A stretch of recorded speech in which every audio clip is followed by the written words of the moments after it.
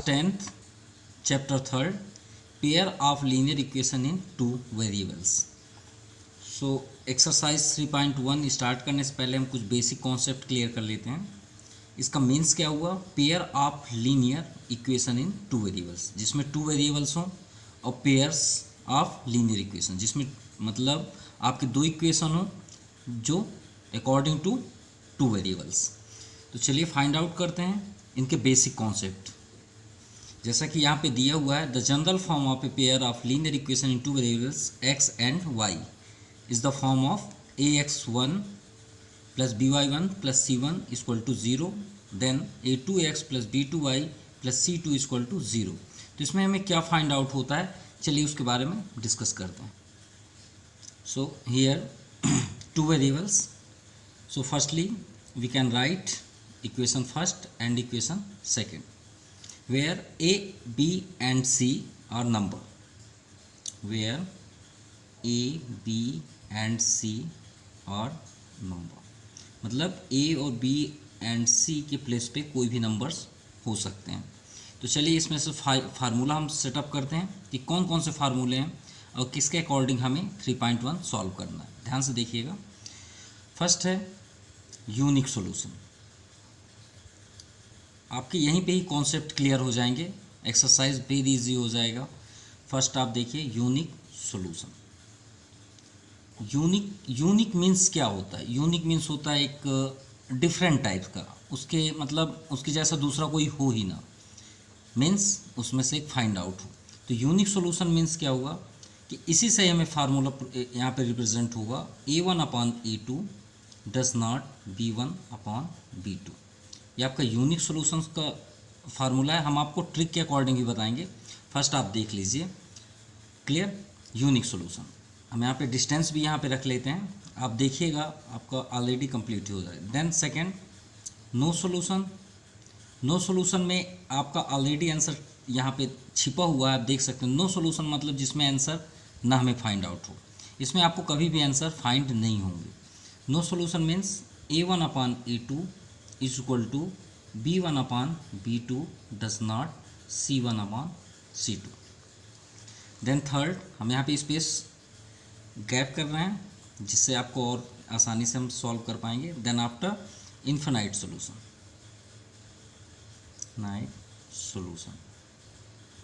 Infinite solution का means होता है जिसके बहुत सारे आंसर हों, मतलब इन्फिनाइट पे हो। उसका मीन्स क्या हुआ कि सभी के सभी जो साइड्स होंगे वह भी आपके क्या होंगे, इक्वल होंगे। क्लियर? अब इसे ट्रिक के अकॉर्डिंग आपको बता देते हैं जिससे आपको जल्द से जल्द इससे समझ में आ जाए। यूनिक अब सपोज आप ए से स्टार्ट किए, ठीक है। यूनिक अभी यहाँ पे इग्नोर करते हैं। a1 से स्टार्ट किए तो आप कहाँ तक गए, b2 तक, मतलब ए से स्टार्ट किए आप कहाँ किस प्लेस तक गए, b तक। नेक्स्ट स्टेप में आप फिर से कहाँ गए, c तक, b के अकॉर्डिंग c तक। देन आफ्टर आपका फाइनली b1/b2 एंड c1/c2। इसे हम टू टाइप्स आपको रिप्रेजेंट कर रहे हैं। देखिए इक्वल सभी प्लेस पे है, इक्वल से कोई प्रॉब्लम नहीं है, इतना आप समझ सकते हैं, क्योंकि फर्स्ट स्टार्टिंग किए तो इससे आप b तक गए, सेकेंड स्टार्टिंग किए तो आप b से c तक गए, और आल्सो उसे फाइंड, क्योंकि थर्ड नंबर आपको हम अभी लास्ट में आप जब सभी ट्रिक्स बता देंगे तो ऑलरेडी क्लियर हो जाएगा। देखिए हम आपको बोलते हैं इसे कट करना स्टार्ट करिए, जिसे आपको इक्वल हम दें उसे आप कट करने चलिए, लेकिन आपके पास सिर्फ एक ही टर्म होगा। तो चलिए स्टार्ट करते हैं। आप इसे फर्स्ट कट कर लिए, कट हो गया। देन सेकेंड, अब आप उसे कट कर लिए तो आप सेकेंड टर्म उसे कट नहीं कर सकते, तो ये आपका कट हो गया, लेकिन नेक्स्ट में आए तो आप इसे नहीं कट कर सकते, तो नेक्स्ट टर्म को आप कट कर सकते हैं। कट कर लिए, कट करने के बाद आप जब नेक्स्ट लाइन में आएंगे, इसे तो आप ऑलरेडी कट कर चुके हैं, डज नॉट इक्वल। अब इसे तो आप नहीं कर सकते, तो फिर इसे भी नहीं कर सकते। अब देखिए इसे आप कट कर चुके हैं तो नेक्स्ट स्टेप में नहीं कर सकते, तो ये आपका ये फार्मूला रेडी हो गया। अगर आपको ये ट्रिक बेस्ट नहीं लगा तो एक और देखते हैं, फिशनेट। फिशनेट आप समझते होंगे, जिसको बोलते हैं मछली पकड़ने का जाल, ठीक है। अब इसमें देखते हैं कैसे। And C1/2 A1/A2 equal to B1/B2 and C1/C2 सभी जगह इक्वल है। अब यहाँ पे देखिए, मान लीजिए एक फिश यहाँ से हम यहाँ 3 नेट लगाए हुए हैं, ये फर्स्ट नेट है, सेकंड नेट है एंड थर्ड। इसको आप महाजाल भी बोल सकते हैं क्योंकि फिश को पकड़ने के लिए सबसे बड़ा जाल महाजाल होता है। ओके, तो मान लीजिए आपका फिश यहाँ पे नहीं फंसा, जिसे बोलते हैं ना फंसना, तो यहाँ पे मछली नहीं रुक पाई। तो नेक्स्ट स्टेप पे देखिए यहाँ पे क्रॉस कर दी, तो यहाँ से जब क्रॉस की तो इस पे आपके आके वो मछली स्टॉप हो गई, यहाँ पे आके फंस गई। तो एक जो और मछलियाँ चल रही हैं वो इसमें आके नहीं फंस रही हैं, देखिए यहाँ पे फंस गई, लेकिन कुछ और हैं जो इसमें नहीं फंस रही, तो इसमें ना फंस के फिर इसमें नहीं फंसी, तो नेक्स्ट में गई तो यहाँ पे आपका पूरा क्लियर का क्लियर फंस गया। तो आपके लिए बेस्ट ट्रिक हो जाएगा। ओके, अब इनके अकॉर्डिंग हम और कुछ इसके बारे में डिस्कस करते हैं। नो सॉल्यूशन में आपका A1 और A1/A2 B1/B2 क्या होते हैं, डज नॉट इक्वल टू, मतलब इक्वल ना हो तो यूनिक सॉल्यूशन क्या है। इसे हम क्या सेकेंड नेम क्या बोलते हैं, इंटरसेक्टिंग लाइन। इसका मीन्स ये हुआ कि जब हमारे पास दो इक्वेशन होंगे और अगर वो means does not equal to होगा, सपोज हम एक एग्जांपल के अकॉर्डिंग आपको यहाँ पे शेयर करते हैं तो ज़्यादा बेस्ट होगा। मान लीजिए हम यहाँ पे नोट कर लिए 2x + 3y = 5 and 3x - 2y = 2। Clear, यहाँ पे A1 आपका 2 है, B1 and C1, A2 B2 and C2। तो यूनिक क्या हुआ, यूनिक का means A1/A2 does not equal to B1/B2। चलिए रिप्रेजेंट करते हैं, A1 = 2/A2 3 does not equal to 3/-2। तो देखिए यूनिक का कहने का मीन्स है कि ये इक्वल नहीं होना चाहिए, दोनों जो फ्रैक्शन पे हैं ये इक्वल नहीं होना चाहिए। अगर इक्वल नहीं है तो यूनिक सॉल्यूशन होगा, आपको आगे जाने की ज़रूरत नहीं है। तो इसका मीन्स क्या हुआ कि जब हम इसे सॉल्व करेंगे बाय ग्राफ, याद रखिएगा बाय ग्राफ, तो हम आपको पहले से यहाँ पे रिप्रेजेंट कर देते हैं कि आपका जो ग्राफ बनेगा वो 100% जो लाइन यहाँ पे रिप्रेजेंट होगी, जब हम रखते हैं ना यहाँ पे लाइन, तो जो लाइन आपका रिप्रेजेंट होगा, सपोज आप देख सकते हैं ये ग्राफ, देखिए एक लाइन ये है और एक लाइन ये इंटरसेक्ट हुई, तो आपका दूसरा लाइन 100% इंटरसेक्ट करेगा। ये बात याद रखिएगा, बेस्ट ट्रिक है आपके लिए। अगर यूनिक सॉल्यूशन है तो आपका इंटरसेक्टिंग लाइन श्योर 100% होगा, मतलब आपका यूनिक सॉल्यूशन का मीन्स ही हुआ कि लाइन इंटरसेक्ट होंगे, इसीलिए इसे क्या बोला जाता है, intersecting line. Clear, then after no solution, suppose एक हम फिर से यहाँ पे एक इक्वेशंस रेडी करते हैं एंड 4x + 6y = 2। इसे चेक करते हैं तो A1/A2, फर्स्ट हम यूनिक को ही चेक करेंगे, तो यहाँ पे देखिए 2/4 है, डज नॉट 3/6 है ना, 3/6, 2 1 जा 2, 2 2 जा 4, 3 1 जा 3, 3 2 जा 6। यूनिक का कहने का मीन्स है कि दोनों इक्वल नहीं होने चाहिए, लेकिन यहाँ पे इक्वल है, तो हम नेक्स्ट स्टेप पे चले जाएंगे। नेक्स्ट स्टेप पे क्या है, नो सॉल्यूशन, तो नो सॉल्यूशन चेक करेंगे। तो नो सॉल्यूशन का मीन्स क्या हुआ, A1/A2 = B1/B2 डज नॉट। अब डज नॉट नेक्स्ट स्टेप पे कर दीजिए, तो यहाँ पे हम ऑलरेडी 1/2 शो कर चुके हैं, तो 1/2 = 1/2 डज नॉट। अब C1/C2 के प्लेस पे 5/2। तो देखिए अब ये दोनों का कहने का मीन्स क्या है, इक्वल नहीं होना चाहिए, तो श्योर है कि इक्वल नहीं है, तो ये किस में आ गया आपका, नो सॉल्यूशन पे।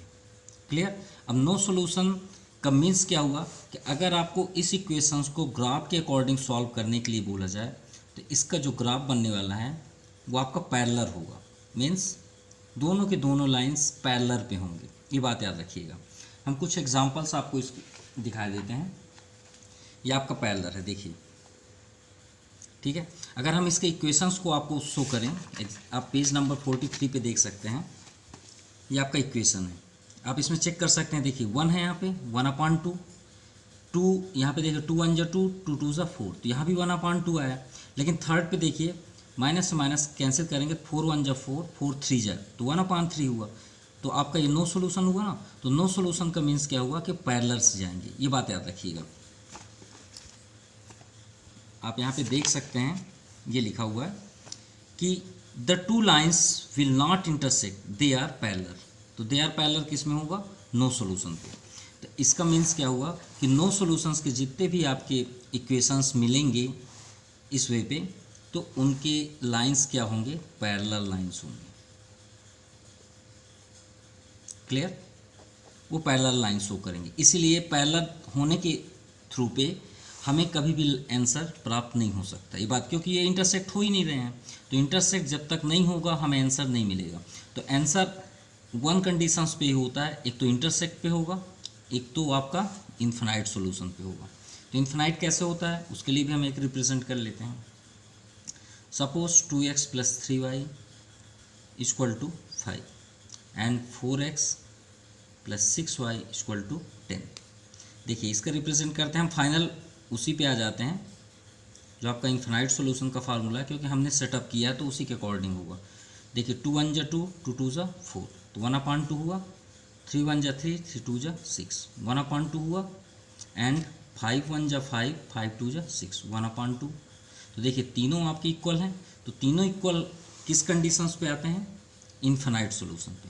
तो इस कंडीशन पे आपके जो लाइंस होंगे वो क्या होगा, कोइंसिडेंट लाइन होगा।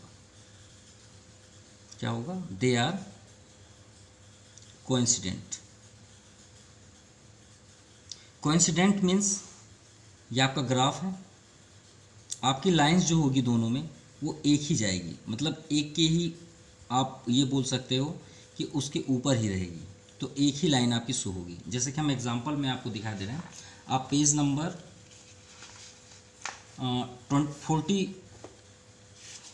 43 पे आप देख सकते हैं, ये आपका है। देखिए एक ही लाइन है, लेकिन हमारे पास जो इक्वेशन है वो दो हैं, वो दोनों इक्वेशन हम दिखा देते हैं। ये देख लीजिए, 2 1 जा 2, 2 2 जा 4, 3 1 जा 3, 3 2 जा 6, 9 1 जा 9, 9 2 जा 18। देखिए 1/2 हुआ ना, हम अपने से ही इक्वेशन रेडी कर सकते हैं। आप 2 को मल्टीप्लाई कर दीजिए ना, आप खुद इक्वेशन बना सकते हैं। देखिए हम भी यहाँ पे मल्टीप्लाई के अकॉर्डिंग किए थे। देखिए 2 2 जा 4, 3 2 जा 6, 5 2 जा 10, वेरी इजी। तो आपको आई थिंक समझ में आ गया होगा इसके पूरे concept.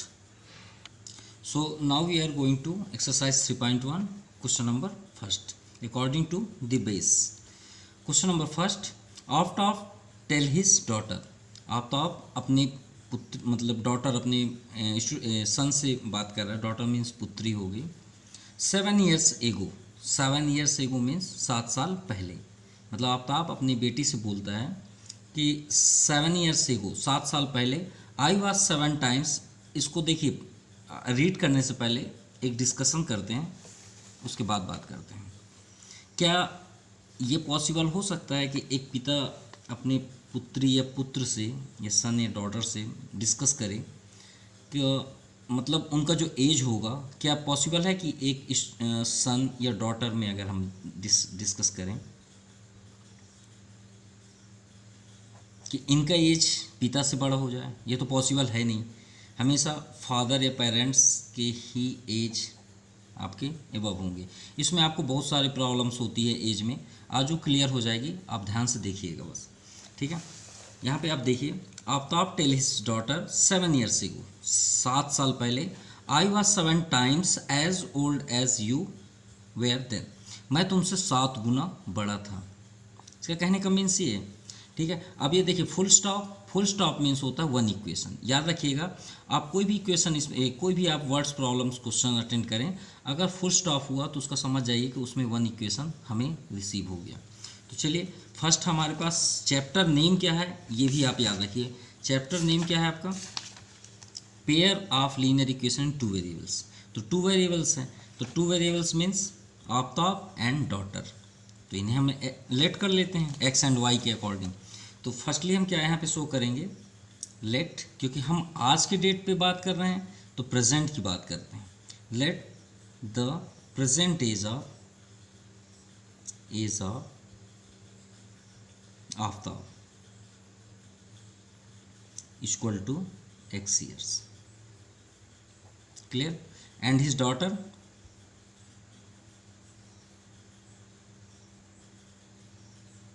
is equal to y years. Okay, according to the question. देखिए 7 years एगो की बात है, 7 years एगो.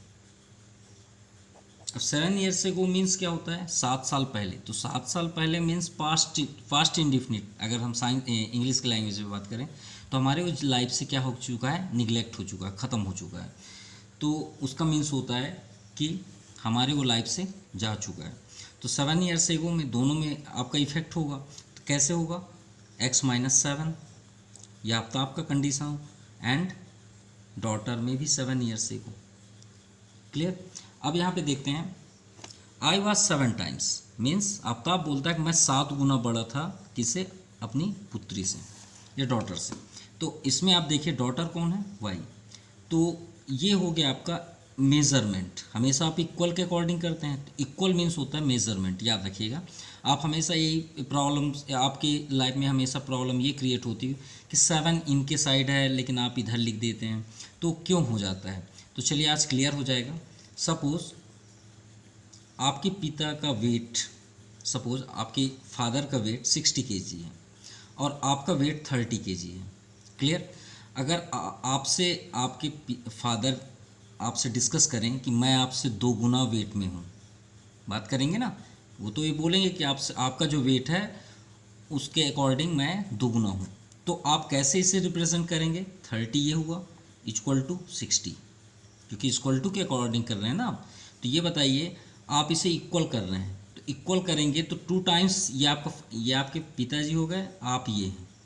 ठीक है, तो 2 times कौन है, आपके पिताजी. लेकिन इक्वल करने के लिए हम क्या करेंगे, इधर 2 times नहीं करेंगे, इधर 2 times करेंगे. क्यों?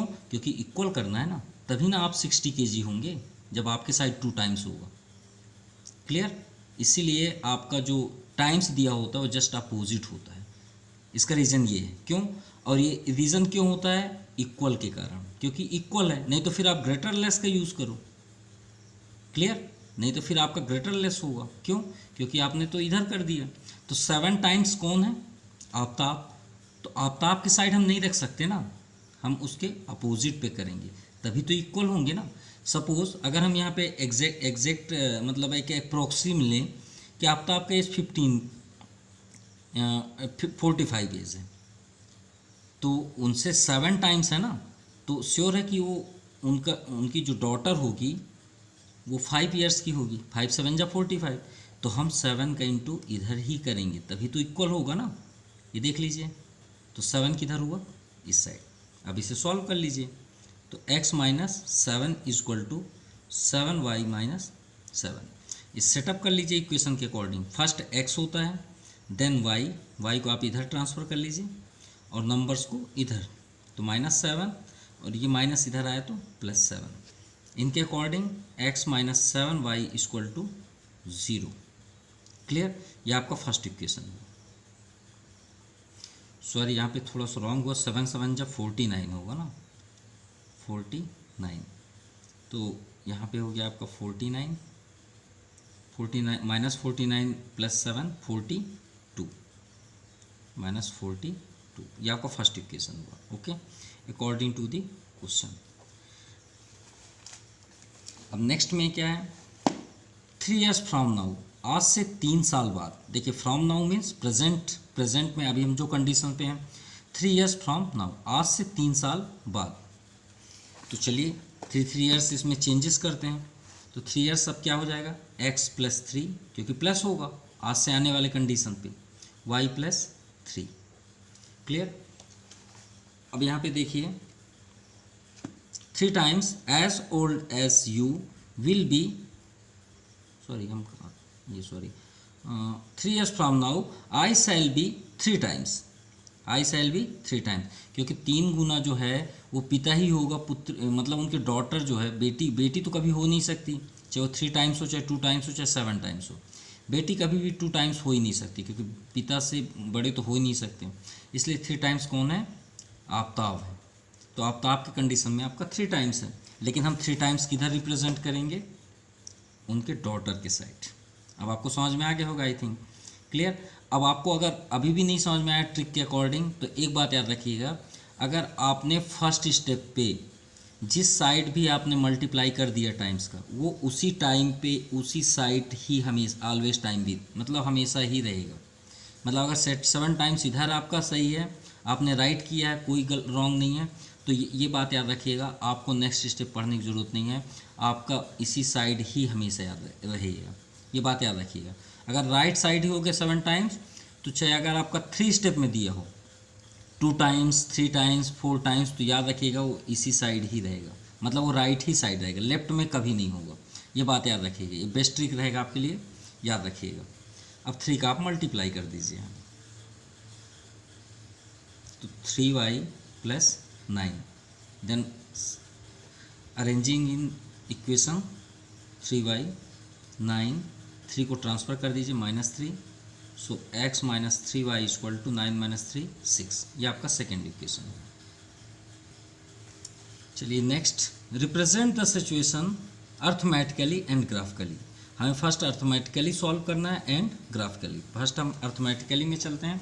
अर्थमेटिकली में आप जानते हैं इस चैप्टर में एलिमिनेशन एंड सब्स्टिट्यूशन दो टाइप्स हैं और क्रॉस मल्टीप्लिकेशन है। तो आप जिनके अकॉर्डिंग अर्थमेटिकली सॉल्व करना चाहते हैं कर सकते हैं। तो चलिए हम एलिमिनेशन पे चलते हैं। इक्वेशन हमारा क्या है, यहाँ पे देख सकते हैं x - 7y = -42 and second x - 3y = 6। ये आपका इक्वेशन फर्स्ट था और सेकेंड। चलिए सॉल्व करते हैं। तो यहाँ पे देख सकते हैं x आपका सेम है। अगर हम ये दोनों के पास कौन सा साइन है, प्लस, यहाँ भी प्लस है। अब इसे हम कट करना ही है, तो क्यों ना हम ये फर्स्ट इक्वेशन से सेकेंड इक्वेशन को सब्ट्रैक्ट कर दें। क्लियर। आप चाहें तो अगर आपको इस तरह का पसंद नहीं है तो आप यहाँ पे शो कर सकते हैं सब्ट्रैक्टिंग, ये भी बेस्ट ट्रिक है, subtracting equation first and second. अब फर्स्ट पे देखिए x - 7y है, तो आप यहाँ पे शो कर लीजिए x - 7y, इसे हमने इग्नोर कर दिया, ठीक है, x - 7y। सेकेंड स्टेप पे यहाँ पे क्या है, लेकिन यहाँ पे फर्स्ट आप माइनस शो करेंगे, देन ब्रैकेट x - 3y = यहाँ पे देखिए -42 है, देन -6। सॉल्व करते हैं। x - 7y, माइनस को आप एंट्री कर दीजिए, प्लस, ये प्लस हो जाएगा, माइनस 3y = -42 6 -48। अब देखिए आपका x कैंसिल हो गया, -7y + 3y -4y = -48। सो y = माइनस कैंसिल 48/4, 4 1 = 4, 4 2 = 8। सो y = 12। ये आपका फर्स्ट आंसर है अर्थमेटिकली के अकॉर्डिंग। अब y की वैल्यू को अगर हम कोई भी इक्वेशन पे रख दें तो हमारा x की वैल्यू ऑलरेडी आ जाएगी। क्लियर। तो फर्स्ट यहाँ पे नोट करेंगे, putting value of y in equation first.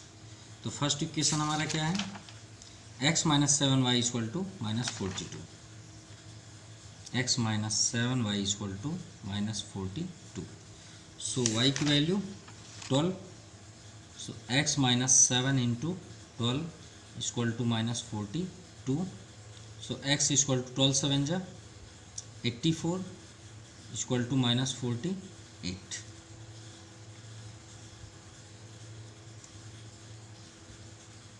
यहाँ पे 42 है, सो -42 + 84। सो x = माइनस करते हैं, 4 - 2 2, 8 - 4 42। ओके, सो x की वैल्यू क्या आ गई, 42। सो Aftab is x = 42 years and his daughter is y = 12। Clear. अब आप यहाँ पे चेक कर सकते हैं कि हमारा आंसर राइट है रॉन्ग। तो ध्यान से देखिए, यहाँ पे क्या डिस्कशन किया गया था कि Aftab tell his daughter 7 years ago, 7 साल पहले, आई वॉज 7 times। तो आप यहाँ पे देख सकते हैं 7 टाइम्स। आप इसमें अगर 7 टाइम्स बैक कर दें तो 7 टाइम्स आप बैक करेंगे तो यहाँ पे कितना हो जाएगा 5 ईयर्स। उस कंडीशन पे उनकी डॉटर 5 ईयर्स की थी और 7 इसमें भी माइनस कर दें तो 35 हो जाएगा। अब देखिए 5 7 जा होता है 35, 5 7 जा चेक कर लीजिए, 5 × 7 यहाँ पे दिया 7 टाइम्स, ये आपका चेक हो गया। Now represent graphically. ग्राफिकली के लिए हमें फिर से इक्वेशन यहाँ पे नोट करना पड़ेगा। आप यहाँ पे हेडिंग भी कर सकते हैं ग्राफिकली। तो ग्राफिकली के लिए हमारे पास इक्वेशन फर्स्ट क्या था, x - 7y = 42, x - 7y = -42। इसमें आप कोई भी एक वेरिएबल सेलेक्ट कर लीजिए, उसे लेफ्ट साइड रखिए और दूसरे वेरिएबल्स को ट्रांसफ़र कर दीजिए। कोशिश ये करिए कि आप वो वेरिएबल्स को इधर रखें जिसका कॉफिशिएंट ना हो, जैसे यहाँ पे x का। y को अगर आप रखेंगे तो उसमें 7 ट्रांसफ़र होगा, तो x को आप यहाँ पे स्टॉप करेंगे तो आपका अपॉन पे नहीं होगा। आपका ये सेटअप हो गया, क्लियर।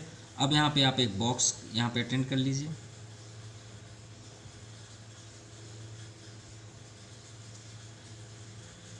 अब यहाँ पे y की वैल्यू हमें यहाँ पे रिप्रेजेंट करना है, कोई भी हम ले सकते हैं, 1 2 3 4 5 जो भी आपको लेना है, और फिर x की वैल्यू यहाँ पे हमें शो करना है, x एंड y। तो फर्स्ट हम ले लेते हैं, जैसे y के प्लेस पे हम 6 ले लेते हैं, 7 6 जा 42, यहाँ पे आप नोट कर ले सकते हैं, y = 6। सो x = यहाँ पे देखिए -42 + 7 × 6, -42 + 42, आंसर क्या है 0। y के प्लेस पे आप 6 रख लीजिए, x का प्लेस में क्या हो गया 0, ये फर्स्ट हुआ। ऐसे ही आपको सेकंड पे रखना है, y के प्लेस पे हम 7 ले लें, +7 × 7 = -42 + 49, तो आंसर क्या है 7।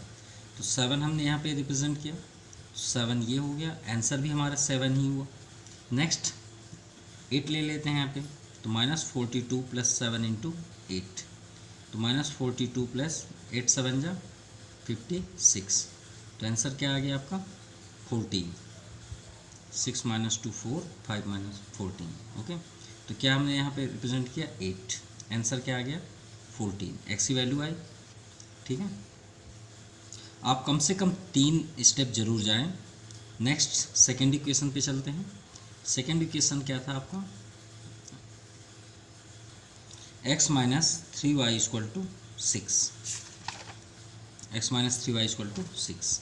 अब देखिए इसका भी कोफिशिएंट नहीं है, तो आप इसे स्टॉप कर लीजिए, y को ट्रांसफ़र कर दीजिए +3y। चलिए बॉक्स यहाँ पे शो कर लेते हैं, x and y।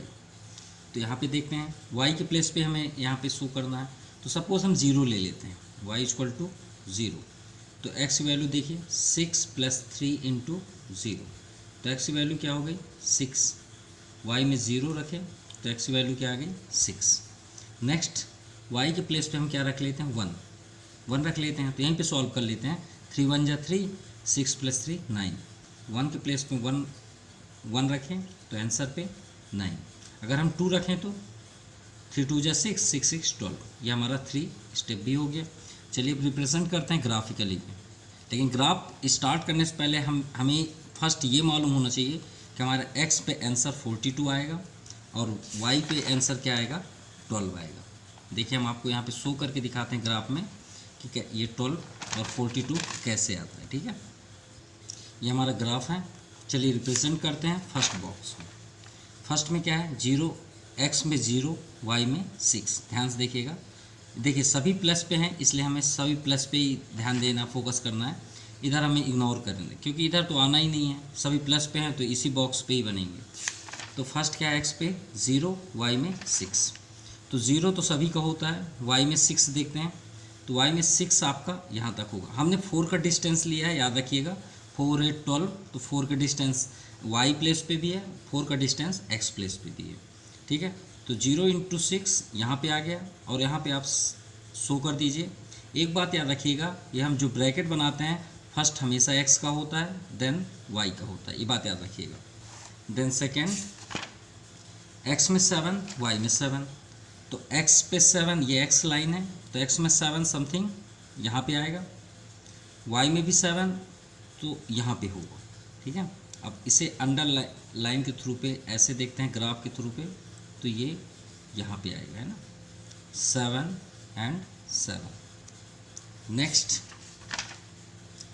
x to 14, y में 8। x में हम 14 देखते हैं, तो x में आपको 14 यहाँ पे होगा, y में 8, तो y में 8 तो आपका यही है, तो ये हम लाइन ड्रा कर रहे हैं, यहाँ पे आएगा, राइट, ये आपका आ जाएगा, क्लियर। तो x में 14, y में 8, क्लियर। अब इस लाइन को हम जिस वे पे है उसी वे पे एक लाइन ड्रा कर देते हैं, ठीक है।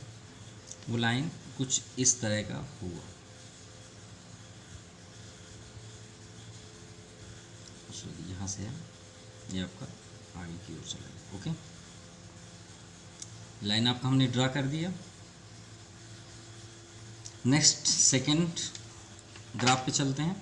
x में 6, y में 0, तो x में 6 देखिए, तो x में आपका 6 यही है, y में 0,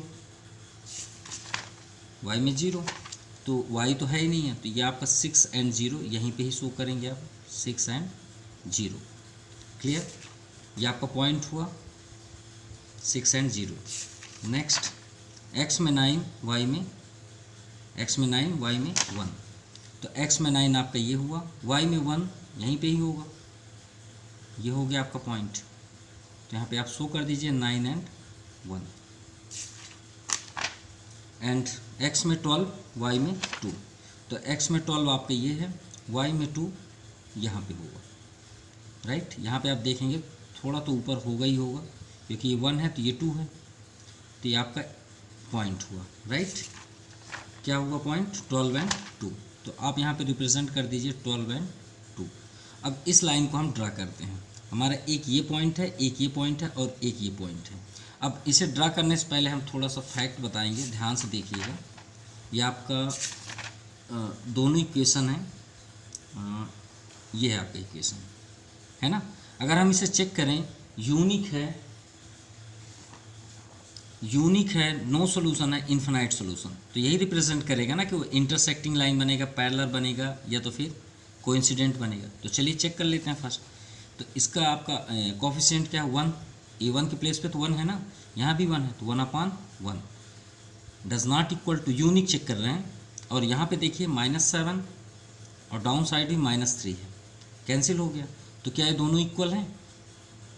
देखिए ये दोनों इक्वल नहीं है, मीन्स हमारी जो ग्राफ बनने वाली है वो कहीं ना कहीं ज़रूर इंटरसेक्ट करेगी, क्लियर। अगर इंटरसेक्ट नहीं करेगी तो इसका आंसर नहीं होता, ये 12 आंसर हमें प्राप्त नहीं होता। तो ये श्योर है कि ये कहीं ना कहीं इंटरसेक्ट ज़रूर करेगी। तो लाइन को आप ड्रा करिए, ये आपका लाइन है, ये देखिए जा रहा है ये, और ये ऐसे करते करते ये आपका यहाँ से कहीं से कट होगा, ठीक है, ये पॉइंट से यहाँ पास समथिंग। तो जहाँ पे ये पॉइंट इंटरसेक्ट करता है वही हमारा आंसर होगा। तो ये लाइन आपका समथिंग 42 पे होगा, देखिए 40 के इस साइड है।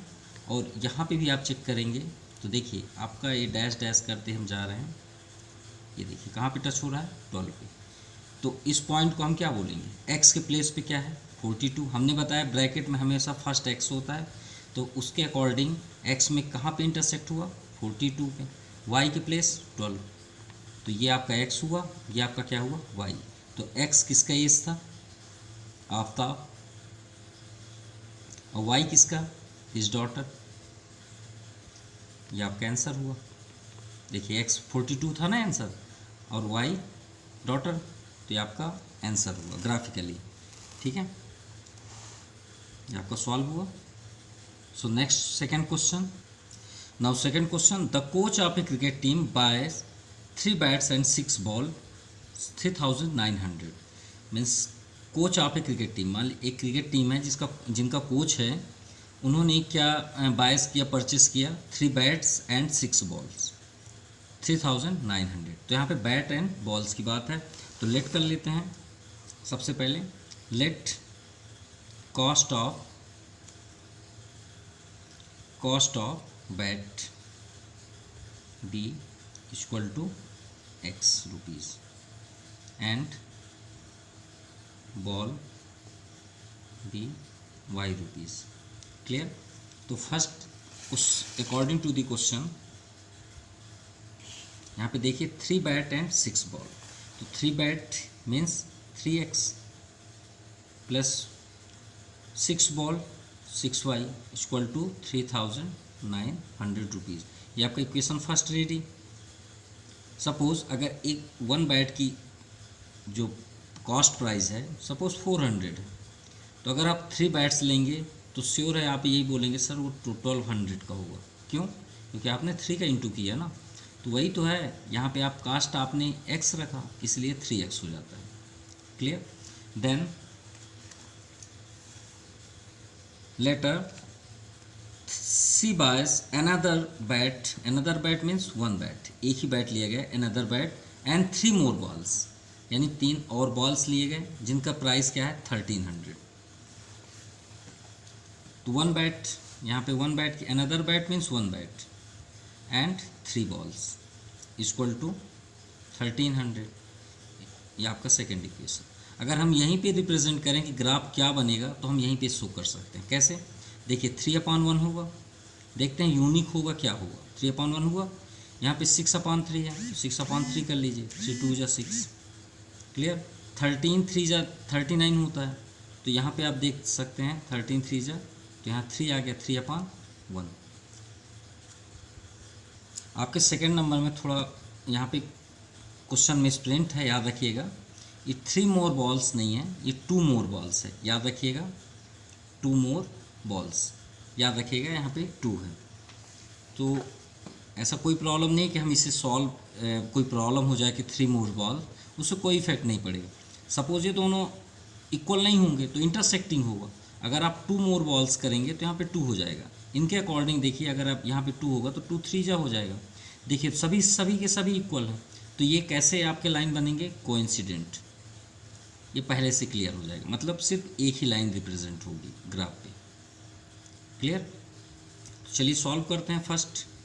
अब इक्वेशन फर्स्ट को अगर हम थोड़ा सा इजी वे पे ले आएँ तो क्या कर सकते हैं, इसे 3 कॉमन ले सकते हैं। देखिए 3 सभी में कॉमन है, तो 3x प्लस यहाँ पे क्या हो जाएगा 2y equal to 3900। So x plus y को स्टॉप कर दीजिए, 3 को ट्रांसफ़र कर दीजिए, तो अपॉन 3, तो 13 3 = 39। तो आपका फर्स्ट और सेकेंड इक्वेशन सेम हो गया, right? x plus 2y equal to 13। देखिए फर्स्ट इक्वेशन और सेकेंड इक्वेशन आपके सेम हो गए। अब इनके अकॉर्डिंग ना ही इसमें एलिमिनेशंस अटेंड होगा ना सब्स्टिट्यूशन मेथड अटेंड होगा, क्योंकि हमने पहले ही बता दिया था कि आपके इन्फिनाइट सॉल्यूशन है, तो इन्फिनाइट सॉल्यूशन में हमारे पास कई सॉल्यूशंस होते हैं, तो उनके अकॉर्डिंग हम इसे सॉल्व नहीं कर सकते। तो ये सिर्फ और सिर्फ रिप्रेजेंट होगा ग्राफिकली मेथड से। तो ग्राफिकली मेथड अटेंड करते हैं। तो फ्रॉम इक्वेशन फर्स्ट, यहाँ पे आपका अर्थमेटिकली सॉल्व नहीं होगा, ये बात याद रखिएगा। x plus 2y equal to 1300। देखिए इसका कोफिशिएंट नहीं है, आप इसे स्टॉप कर लीजिए, 1300 माइनस 2y। चलिए ग्राफ रिप्रेजेंट करते हैं बॉक्स ग्राफ के लिए, x एंड y। तो y के प्लेस पे अगर हम 200 यहाँ पे रिप्रेजेंट करते हैं तो 200 2 = 400। चलिए यहाँ पे सॉल्व कर लेते हैं। 1300 माइनस 2 इंटू 200, तो 1300 माइनस 400, माइनस करेंगे कितना हो जाएगा 900। रिप्रेजेंट कर लीजिए, यहाँ पे y के प्लेस पे हमने 200 शो किया, आंसर पे हमें 900 हुआ। ठीक है, ऐसे ही अगर हम यहाँ पे 300 कर लें तो 3 2 = 6, तो 1300 माइनस 6 कितना हो जाएगा आपका 700। तो 300 यहाँ पे कर लेते हैं तो यहाँ पे क्या हो जाएगा 700। अब आपको सॉल्व करने की ज़रूरत नहीं है। देखिए 200, 300, अगर हम यहाँ पे 400 करते हैं तो ऊपर का आंसर चेक करिए 900, 700, श्योर है कि यहाँ पे 500 ही होगा। ये आपका फर्स्ट इक्वेशन रेडी हो गया। From equation second so x, तो इसे सॉल्व करने की ज़रूरत नहीं है सेकेंड, क्यों? क्योंकि आप फर्स्ट को जो सॉल्व किए वही तो आपका सेकेंड भी होगा, तो आपका एक ही ग्राफ बनेगा, दो तो हो नहीं सकते। तो इसे आपको सॉल्व करने की ज़रूरत नहीं है, क्योंकि आपको अगर करना है तो आपके आंसर तो वही आएंगे, यही ना होंगे। तो चलिए इसे ग्राफ में रिप्रेजेंट करते हैं। और अगर आपको शो करना है तो आप यहाँ पे बॉक्स बना लीजिए और इसी को ही आप सेम यहाँ पे फोटो कॉपी यहाँ पे नोट कर दीजिए। फर्स्ट आपका 900 ही होगा, 200, 700, 300, यहाँ पे देख सकते हैं 500 एंड 400, क्योंकि ये तो सेम ही आएगा ना। ये आपका ग्राफ रेडी हुआ। चलिए रिप्रेजेंट करते हैं ग्राफ में। फर्स्ट यहाँ पे बॉक्स देखिए 900 एक्स पे, वाई में 200। तो एक्स पे आपका ये 900 है, वाई में आपका 200 है, तो ये आपका यहाँ पे होगा, ठीक है। तो आप शो कर लीजिए। फर्स्ट आप एक्स के लिए शो करेंगे, then after y 900 and 200। Then second 700 x पे, वाई में 300। तो एक्स में आपका ये 700, वाई में आपका ये 300, तो समथिंग आपका यहीं पे होगा 700 एंड 300। नेक्स्ट एक्स में 500, वाई में 400।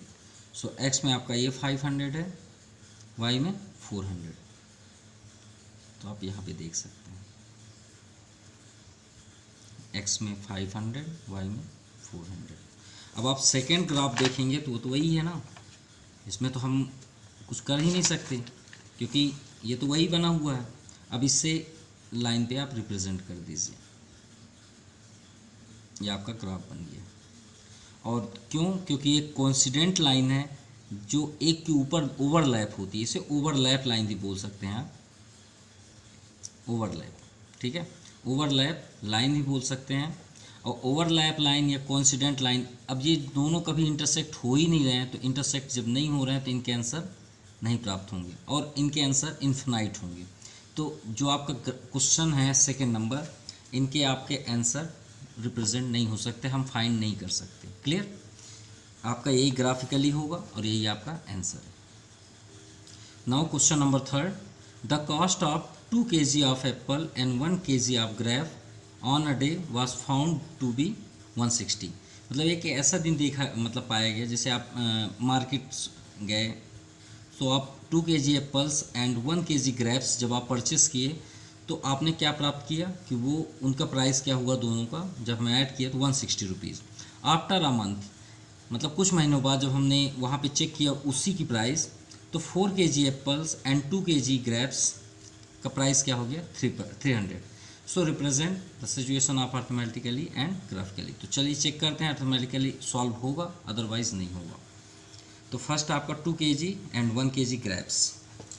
तो फर्स्ट हम यहाँ पे शो करेंगे, let the cost of 1 kg Apple be equal to x rupees and 1 kg grapes be equal to y rupees according to the question. 2 kg apple, so 2x, 1 kg grapes 1y equal to price 100 rupees, first equation. After month 4 kg grapes 4 kg apples, so 4x plus 2 kg grapes 2y, so rupees 300 rupees. Okay, चलिए solve करते हैं।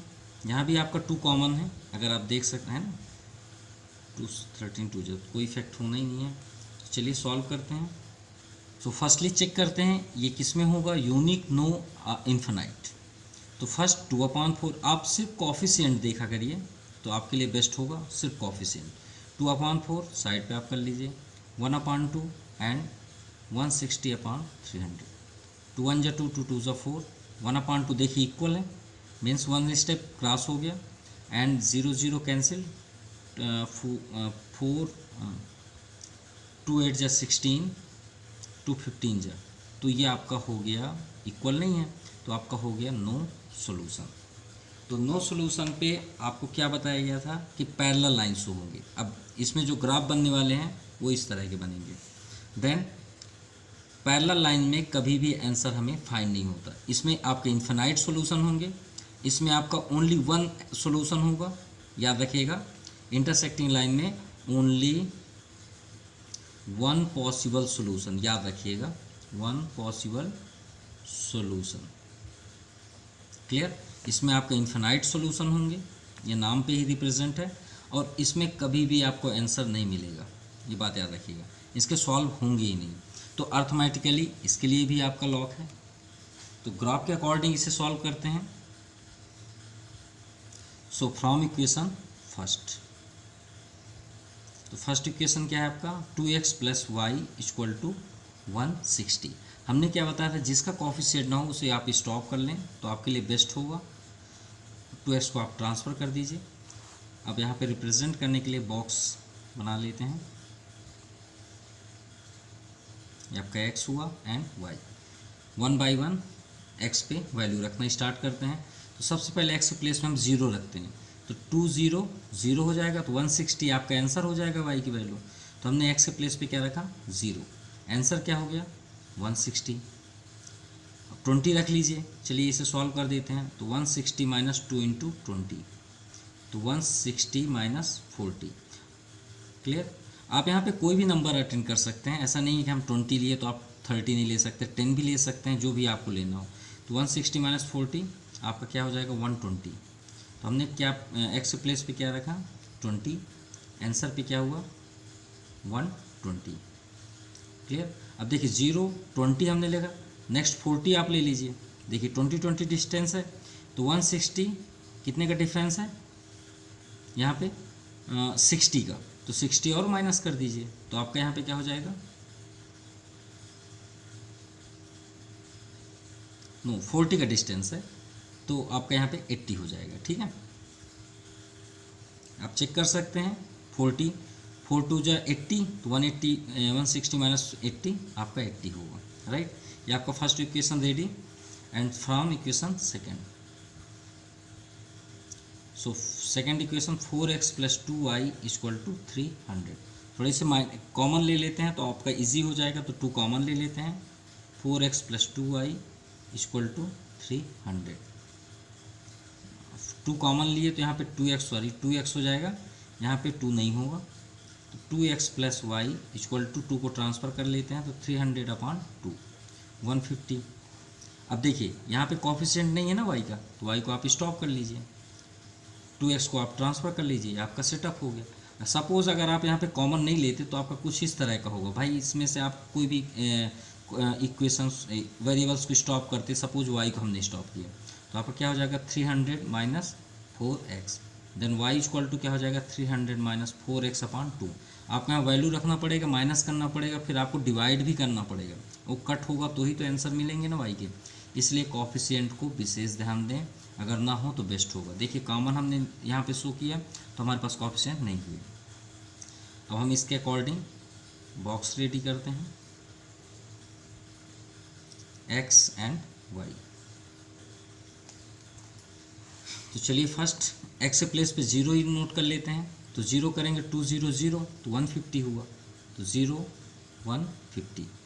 Then 20 जैसे इसमें हमने रखा तो इसमें भी रख लेते हैं, 22 ज़ा 40, मान लीजिए 20 रखें, 22 ज़ा 40, तो 150 - 40 110, राइट। अब 40 ले लीजिए, तो 42 ज़ा 80, तो 150 - 80 70। ये आपका सॉल्व हुआ दोनों इक्वेशन। चलिए रिप्रेजेंट करते हैं ग्राफ में। ये आपका ग्राफ रिप्रेजेंट है, ध्यान दीजिएगा।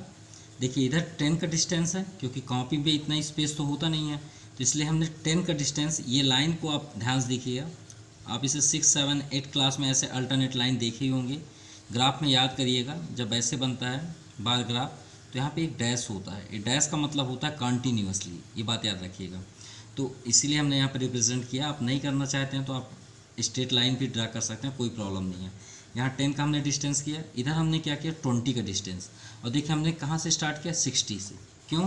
क्योंकि हमारे यहाँ पे बॉक्स पे 160 है 120 है, क्योंकि y की वैल्यू ज़्यादा है और x की वैल्यू क्या है, ज़्यादा नहीं है। हाईजेस्ट आपका 40 है, लेकिन y की वैल्यू पे यहाँ 160 हाईजेस्ट है, इसलिए हमने यहाँ पे क्या रिप्रेजेंट किया आपका 60 20 के डिफरेंस में। तो चलिए रिप्रेजेंट करते हैं। फर्स्ट बॉक्स में x में 0, y में 160।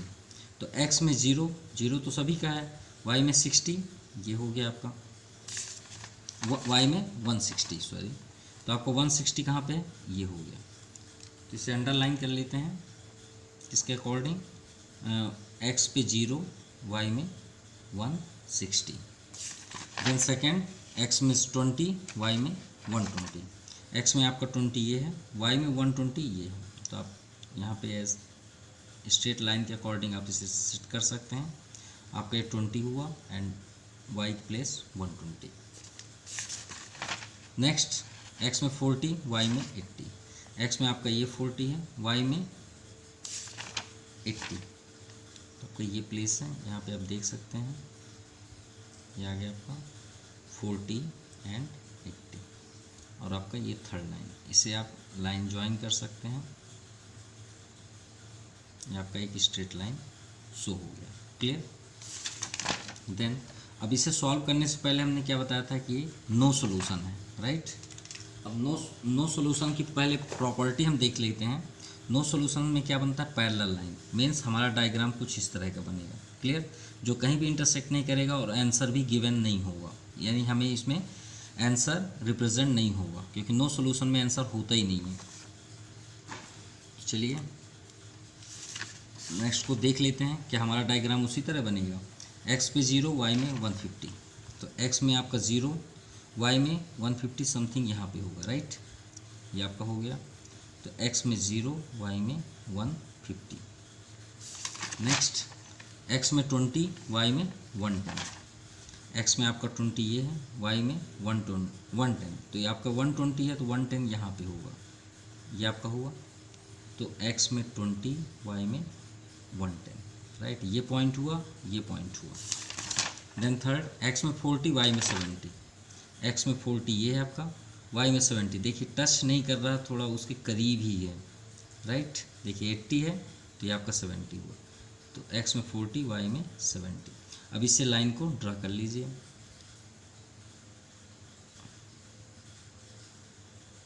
ये आपका देखिए पैरेलल है, तो नो सॉल्यूशन की यही प्रॉपर्टी है, और इसमें आंसर हमें फाइंड आउट नहीं होते।